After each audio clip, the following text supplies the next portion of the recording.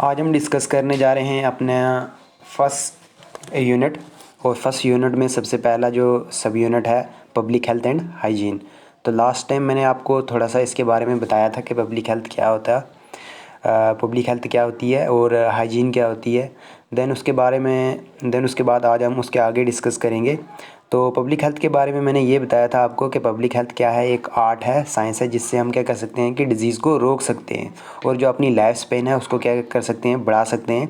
जैसे मैंने आप इसमें एक एग्जांपल दी थी कि मतलब 1670 सेंचुरी 18 सेंचुरी में जब ये देखा जाता था कि जो बच्चों की मोरालिटी रेट थी वो क्या थी, इंक्रीज़ थी, क्योंकि वहाँ पे उस ज़माने में क्या थी कि मतलब इतनी एडवांस टेक्नोलॉजी नहीं थी हमारे पास। तो आज के ज़माने में क्या है कि हमारे पास एडवांस टेक्नोलॉजी है जिससे जो चाइल्ड की मोरालिटी रेट है वो बहुत ही कम है। उसके बाद मैंने ये बताया था कि ये जो मतलब एक पब्लिक हेल्थ है, हम पब्लिक हेल्थ किसी एक इंडिविजुअल की बात नहीं करेंगे, हम यहाँ पे सोसाइटी की बात करेंगे। वहाँ पे हम देखेंगे कि हमने किस तरीके से के ऑर्गेनाइज एफर्ट लगाने हैं सोसाइटी पे, और उसके बाद प्रोग्राम्स लगाने हैं, अवेयरनेस प्रोग्राम लगाने हैं, जिससे क्या हो सकता है, जिससे क्या मतलब क्या हो सके कि ज़्यादा से ज़्यादा डिज़ीज़ की जो अवेयरनेस है हम उसको बता सकें कि इससे ये प्रॉब्लम होगी, इससे ये प्रॉब्लम होगी, और इसकी प्रिवेंशन क्या है। सबसे इम्पॉर्टेंट चीज़ ये है।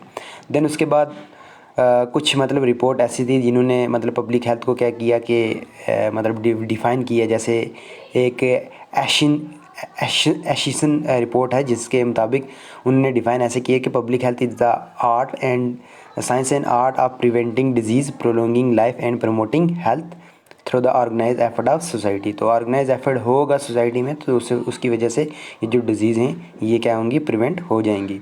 देन उसके बाद 2003 में फिर उसके बाद एक और definition I, define the goal of public health.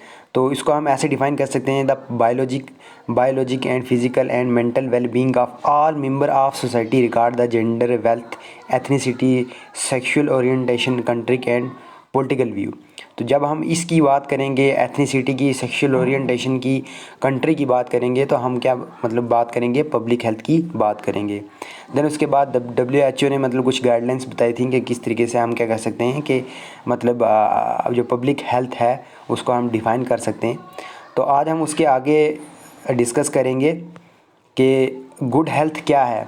तो डिफरेंट पीपल मतलब ये व्यूज़ हैं उनके कि मतलब मतलब ये समझते हैं कि गुड हेल्थ डिफ़ाइन ऐसे की जा सकती है कि health is a state of complete physical and mind social wellbeing, कि किसी भी इंसान का जब फिज़िकल अच्छा हो, उसकी मेंटल इलनेस ना हो, वेलबींग उसका अच्छा हो सोसाइटी में, तो हम उसको क्या कह सकते हैं कि हेल्दी पर्सन कह सकते हैं।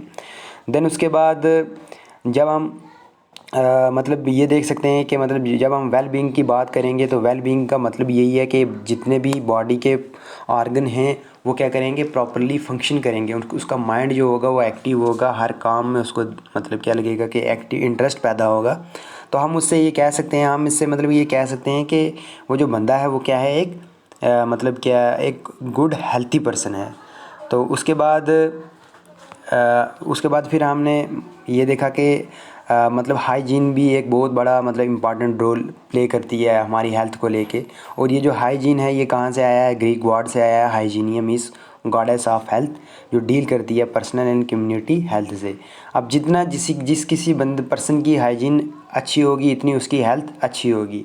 अब ये है कि हाइजीन में हमारे पास आ जाती है physical exercise, rest and sleep, cleaningness, medical care, essential part maintain किस तरह के मतलब वो अपनी बालों को कैसे रखता है, उसके बाद अपनी जो चलने का स्टाइल है, उसका रहने का स्टाइल है। तो ओवरऑल जब भी हम मतलब इन एक्टिविटीज़ की बात करेंगे तो हम हाइजीन की बात करेंगे, और अगर हाइजीन जिस बंदे की अच्छी होगी तो हम ओवरऑल उसको कह सकते हैं कि उस बंदे की क्या है, हेल्थ भी अच्छी है।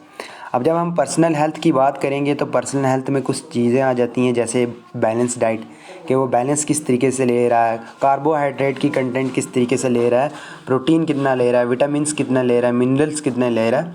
तो अपनी डाइट में जब इस किस्म की ये मतलब अपनी मतलब डाइट में वो इस किस्म के से रखेगा कि मैंने कार्बोहाइड्रेट कितना लेना है, प्रोटीन कितना पर डे लेना है, विटामिन कितने लेना है, तो हम उसको क्या करेंगे, बैलेंस डाइट कहेंगे। तो ये सारा पर्सनल हाइजीन में आ जाता है। देन उसके बाद पर्सनल हेल्थ में आ जाता है, और पर्सनल हाइजीन में क्या आ जाता है, रेगुलर टॉयलेट हैबिट्स, मतलब रेगुलर।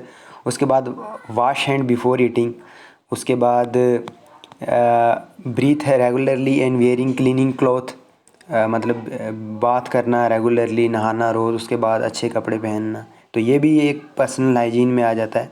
देन उसके बाद क्लीनिंग द टीथ, दांतों को साफ़ करना, washing hair, cleaning eye ear and nails. तो आप ये समझ सकते हो कि ये रोज़ाना की एक्टिविटीज़ होती हैं हमारी, और जितना मतलब बंदा अगर इसके साथ कनेक्ट रहेगा तो उतनी उसकी हाइजीन अच्छी रहेगी, उतनी उसको क्या होगा कि वो डिज़ीज़ फ्री रहेगा।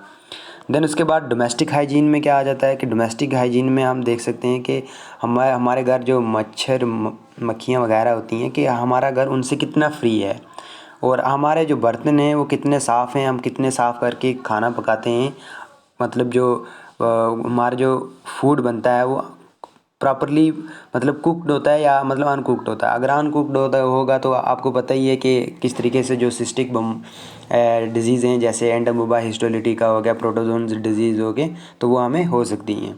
देन उसके बाद क्लीनिंग फूड्स एंड वाटर, हम क्लीन का फूड को लें और वाटर को लें, मतलब प्यूरीफाई करके, या फिर अगर किसी के पास प्यूरीफाई नहीं है तो वो क्या कर सकता है कि वार्म वाटर का भी यूज़ कर सकता है, पहले वार्म गर्म करके देन उसको ठंडा करके ले सकता है।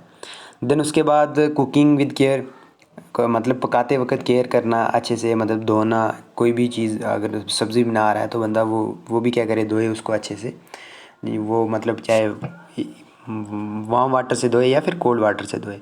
उसके बाद मिल्क को स्टोर करके रखे फ्रिज वगैरह में। उसके बाद बॉयल करे अगेन एंड अगेन, जिससे वो जर्म्स जो हैं वो फ्री हो जाए। देन उसके बाद abstain from the habit farming substance, जैसे तम्बाकू हो गया, गुटखा हो गया, ड्रिंकिंग अल्कोहल हो गया, तो इन सब से वो क्या करे, दूर ही रहे, जो लिवर को डैमेज कर सकती हैं, किडनी फेलियर हो सकती हैं, और इवन के हार्ट फेलियर भी हो सकता है। एक्सरसाइज करे रेगुलरली, मतलब वॉक पे जाए, फिज़िकल एक्सरसाइज करे, जिमिंग वगैरह करे, तो इससे भी क्या हो सकती है कि एक मतलब सर्कुलेटरी सिस्टम को सपोर्ट मिल सकती है और मसल की भी एक बिल्डिंग हो सकती है, तो बोन फिट रहेंगी।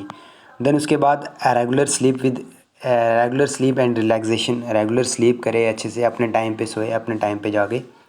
देन उसके बाद अब गोल क्या है पब्लिक हेल्थ के, तो गोल यही है कि ट्रेडिशनल गोल जो होता है पब्लिक हेल्थ का, प्रमोट करना है हेल्थ, पॉपुलेशन की हेल्थ को।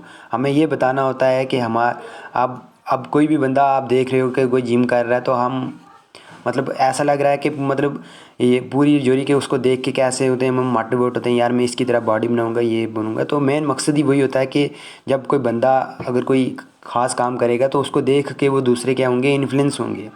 तो मेन जो गोल रहता है पब्लिक हेल्थ का, जितनी किसी बंदे की हेल्थ अच्छी रहेगी वो उतना ही क्या करेगा कि दूसरों के लिए मॉडल रोल होगा।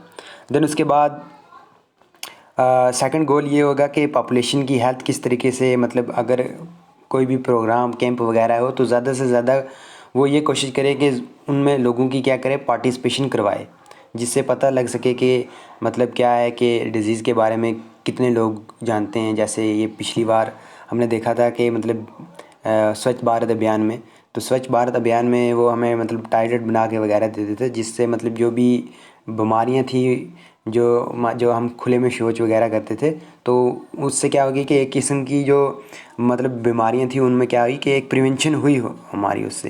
तो आप ये देख सकते हो, इंटरनेट पे सर्च करके भी देख सकते हो कि जो स्वच्छ भारत अभियान है उससे जो डिज़ीज़ हैं, डिज़ीज़ के रेट में कितनी कमी हुई है। तो हमारा मेन मकसद यही है कि पब्लिक हेल्थ को प्रमोट करना, पब्लिक हेल्थ को लाना, कम्युनिटी हेल्थ को लाना। तो ये था फर्स्ट सब यूनिट जो हमने आज कंप्लीट किया है। तो अगर आप में से इसको समझने में कोई दिक्कत हो रही है तो आप मेरे से पूछ सकते हो। इतनी भी मतलब मुश्किल नहीं है ये, बिल्कुल आप एक मतलब रीडिंग में आपको तैयार हो जाएगा। तो आप इसको देखिए अच्छे से, अगर कहीं से समझ ना आए तो फिर दोबारा मेरे से पूछ सकते हो। तो कल हम बात करेंगे health care versus medical care की।